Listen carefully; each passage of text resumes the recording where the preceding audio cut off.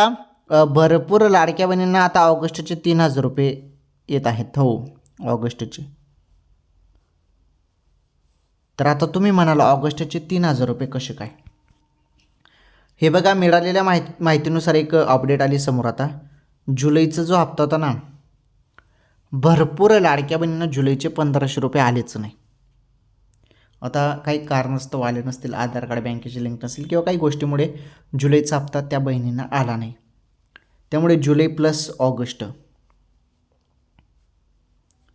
असे 2 महिन्याचे 3,000 रुपये आता या लाडक्या बहिणींना येणार आहेत. पुढील काही दिवसात आता 3,000 रुपये येणार आहेत. आणि ज्यांना जुलैचा हप्ता मिळालेला आहे त्यांना मग ऑगस्टचे फक्त 1,500 रुपये मिळतील.